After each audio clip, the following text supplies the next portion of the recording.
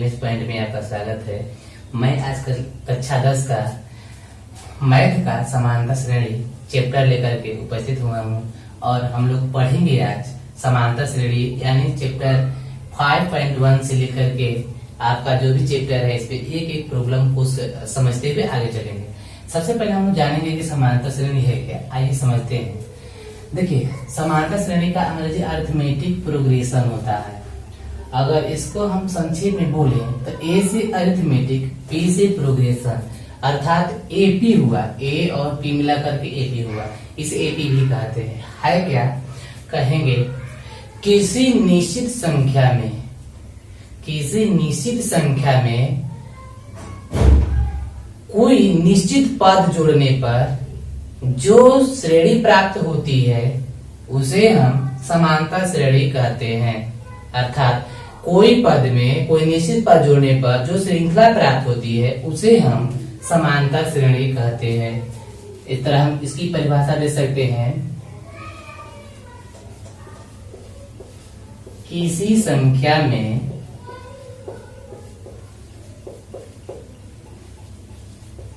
कोई निश्चित संख्या जोड़ने पर जो श्रृंखला यानी जो श्रेणी प्राप्त होता है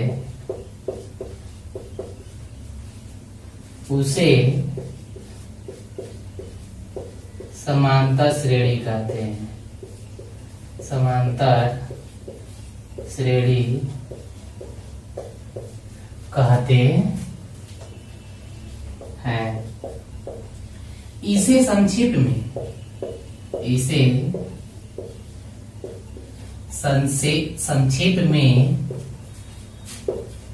एपी भी कहा जाता है। एपी भी कहा जाता है।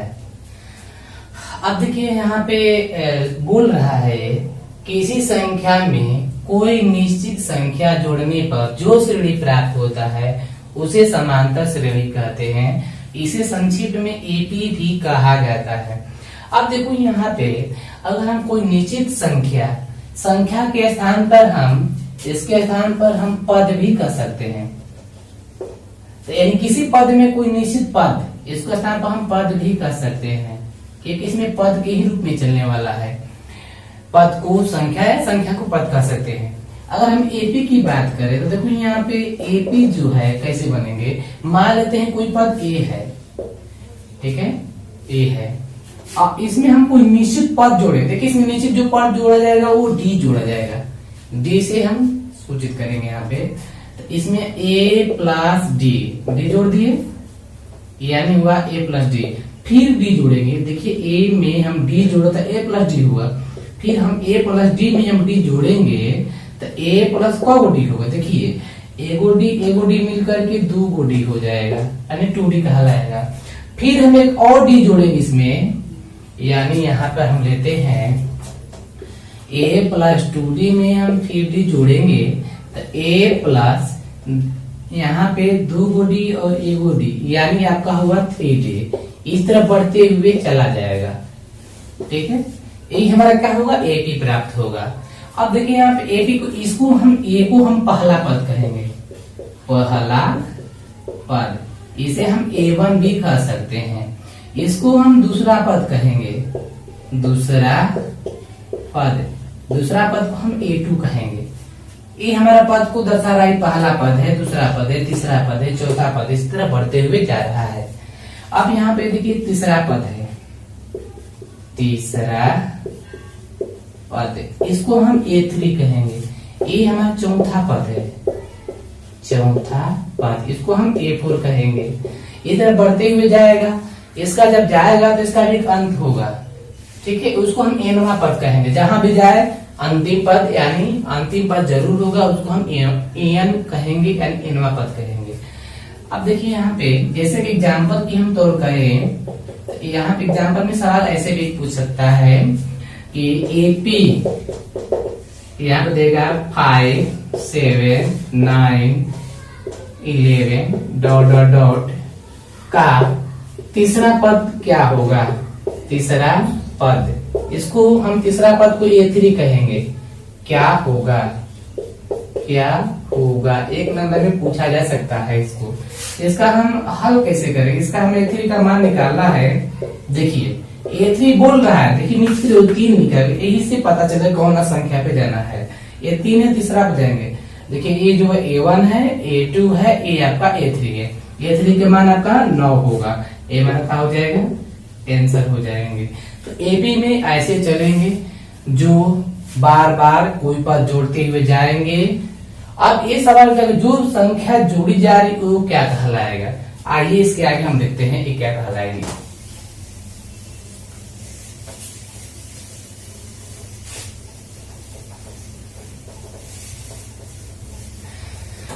देखिए जो D जोड़ते हैं वही हमारा सार्व अंतर है।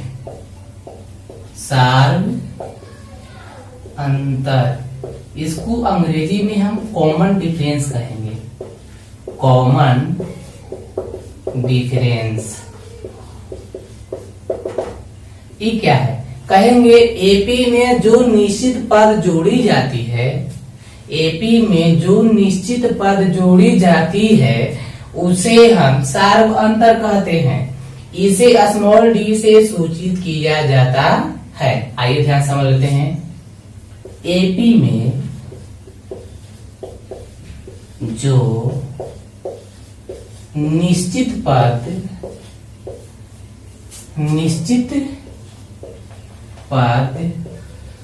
जोड़ी जाती है उसे सार्व अंतर कहते हैं। सार्व अंतर कहते हैं। इसे स्मॉल डी से सूचित किया जाता है।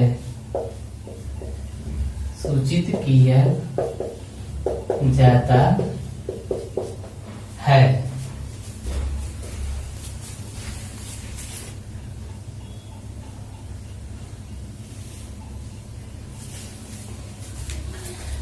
अब देखिए यहाँ पे एपी में जो निश्चित पद जोड़ी जाती है उसे सार्व अंतर कहते हैं। इसे स्मॉल डी से सूचित किया जाता है। ये निकलता क्या है? इसका सूत्र कैसे आएगा? आप ध्यान से देखिएगा, आसानी से निकाला जाएगा इसको।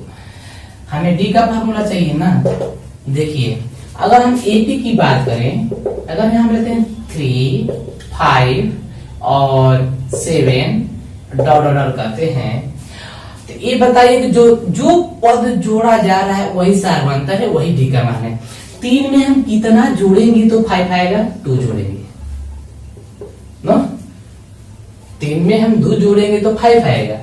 5 में कितना जोड़ेंगे तो 7 आएगा? 2 जोड़ेंगे। ये निश्चित पद है कि नहीं है? देखिए 2 ही जुड़ते हुए जा रहा है, तो ये निश्चित पद यही हमारा का मान हुआ। तो इसे हम निकालने के लिए क्या करेंगे? 5 में से हम 3 को घटा देंगे, माइनस करेंगे, तब आएगा 2।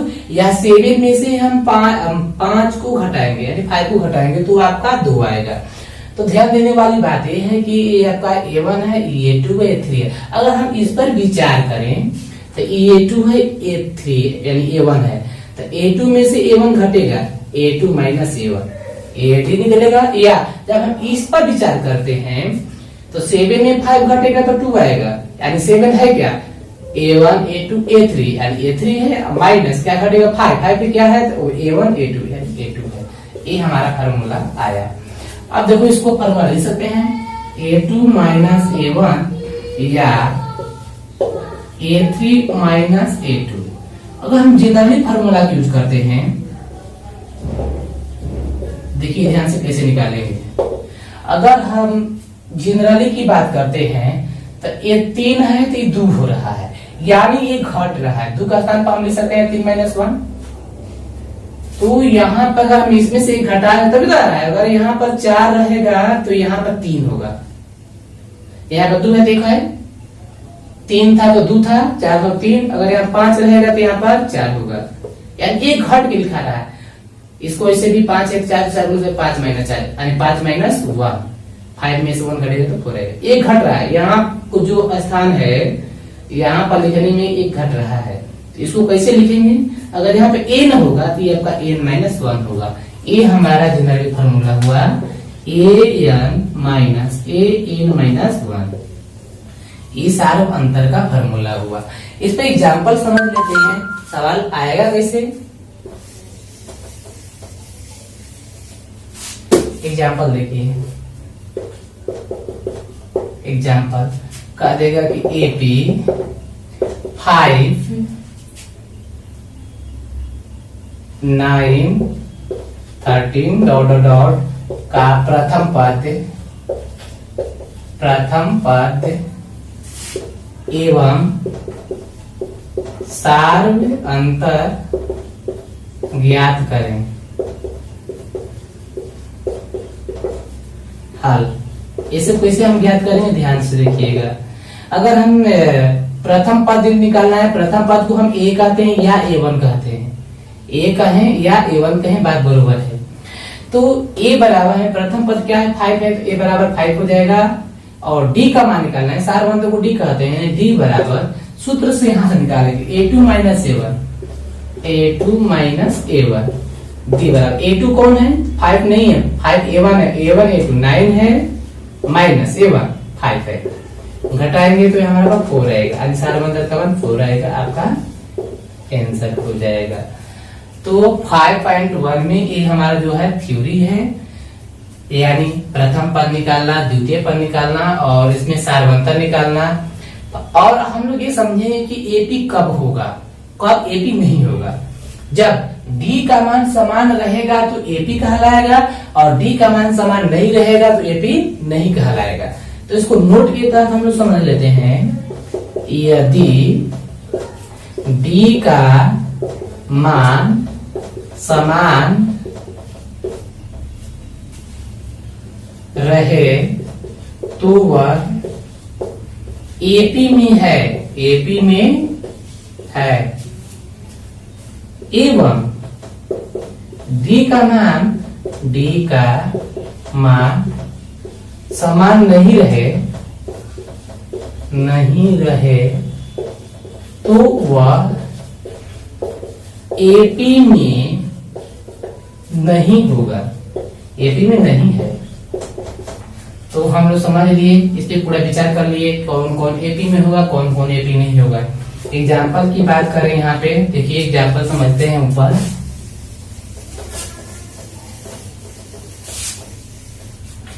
देखिए एग्जाम्पल, अगर हम यहाँ पे कह देंगे एपी 10 12 15 19 डॉट, क्या यह एपी में है, एपी में है। तो इसको कैसे बनाएंगे, पहले हम डी का मान निकालेंगे। डी बराबर होता है A2 माइनस A1, A2 के मान आपका 12 है, A1 के मान 10 है, घटेगा तो आपका 2 आएगा। फिर डी का मान निकालेंगे। अब डी का मान हम निकालते हैं A3 माइनस A2 के फार्मूला पर। तो A3 का मान 1 2 3 यानी 15 है, माइनस A2 के मान 12 है, घटेगा तो यहाँ पर 3 बचेगा। मिला सकते हैं, डी का मान 2 है, यहाँ पर 3 है, यानी यहाँ पर 2 बढ़ रहा है, यहाँ पर 3 बढ़ रहा है। डी का मान समान नहीं है, चूंकि डी का मान समान नहीं है, इसलिए यह एपी में नहीं है। आंसर हो जाएगा यहाँ पे। तो इस तरह का वीडियो आप लोग समझ में आया होगा। अगर अच्छा लगे तो ये जो मेरा YouTube चैनल है यहाँ MS पॉइंट, इसको आप सब्सक्राइब कर दीजिएगा और लाइक भी कर दीजिएगा। इसके आगे हम दूसरी वीडियो में लेकर आएंगे, इसका 5.1 का पूरा सॉल्यूशन लेकर आएंगे, उसको डिटेल में समझेंगे और धीरे धीरे 5.1 से 5.2 फिर